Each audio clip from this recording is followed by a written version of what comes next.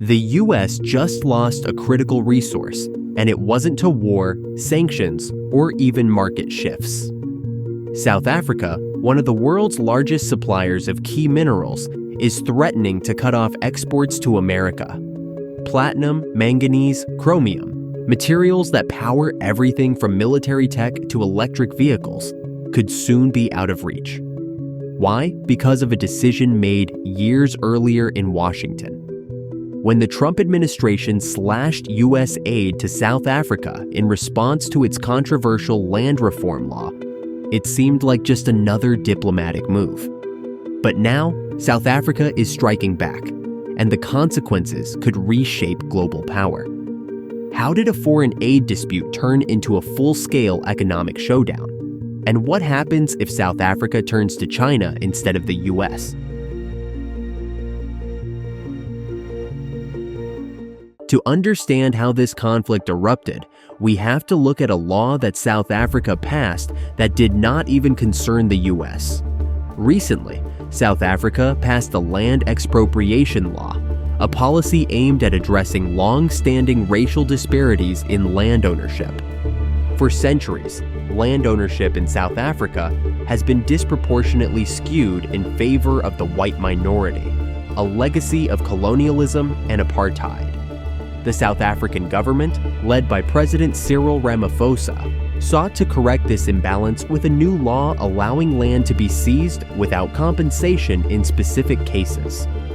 This legislation was framed as a necessary measure to ensure economic justice for the country's black majority, many of whom remain landless. However, the law was met with fierce resistance both domestically and internationally. Critics, particularly within the business and agricultural sectors, warned that it could deter foreign investment and disrupt food production. Some even compared it to Zimbabwe's disastrous land seizures of the early 2000s, which led to economic collapse and mass starvation. The controversy reached the White House, where Trump, known for his strong opinions on property rights and global political battles, decided to take action. But before Trump reached this point, he was already making changes that were not related to South Africa. At the same time that South Africa was passing this law, the Trump administration was already looking to cut foreign aid across the board. Trump's policies had long emphasized reducing U.S. financial commitments to foreign nations, arguing that American taxpayers were unfairly funding programs that didn't serve national interests. This decision came as part of a broader shift in U.S. foreign policy. Under Trump, aid was increasingly tied to ideological alignment with American values. Countries that embraced policies viewed as radical or anti-business were finding themselves on the chopping block. But Trump was not alone in this fight. Elon Musk, a South African by birth, used his massive platform to attack the land reform law. Without evidence, he claimed that the South African government was enacting racist ownership laws, sparking heated debates online. His comments aligned with Trump's stance and added momentum to calls for cutting aid. At the same time, Musk is playing an increasingly active role in U.S. policy. He had recently been appointed to lead the Department of Government Efficiency, an advisory body created by Trump to reduce bureaucratic waste. Under Musk's leadership, DOGE pushed for radical restructuring, including the dismantling of USAID, the agency responsible for most U.S. foreign assistance. When Musk declared that USAID should die, it became clear that Trump's freeze on South African aid was not just about land reform. It was part of a broader strategy to eliminate foreign assistance altogether. For South Africa, Musk's involvement made things personal. One of their most famous expatriates was now actively working against the country, aligning himself with policies that could harm its economy. The South African government and citizens saw it as a betrayal. So while Trump's decision to freeze aid to South Africa was framed as a response to land reform, it was also part of a broader effort to slash international assistance. The White House saw an opportunity to kill two birds with one stone using the land reform debate as a justification for pulling funds that they had wanted to cut anyway. South Africa's case became a perfect test model for Trump's broader foreign policy goals. His administration wanted to prove that it could cut aid to a country without suffering major consequences.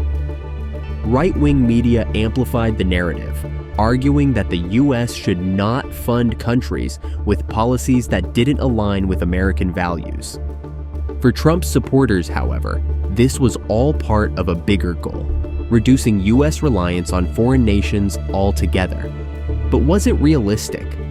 But South Africa's response showed that cutting aid could have unintended consequences. South Africa's response was swift and calculated. The country is one of the world's leading producers of key minerals like platinum, manganese, chromium, and gold, materials essential to American industries, including tech, defense, and clean energy. Seeing an opportunity to turn the tables, South Africa announced that it was considering halting mineral exports to the United States. Government officials argued that if Washington was going to dictate their domestic policies, then South Africa had every right to reconsider who benefited from its vast mineral wealth. If the U.S. wants to cut ties, they cannot expect to continue benefiting from our resources, a spokesperson for the Department of Mineral Resources stated. The move sent shockwaves through Washington. The U.S. relies heavily on South African platinum for its automotive and aerospace industries, as well as for the production of catalytic converters in vehicles. Manganese and chromium are critical for steel production, while gold remains an essential asset for financial stability. A supply chain disruption could create major economic ripple effects. As tensions between Washington and Pretoria escalated, another global power saw an opportunity: China. Beijing had already been strengthening its ties with South Africa through trade and investment.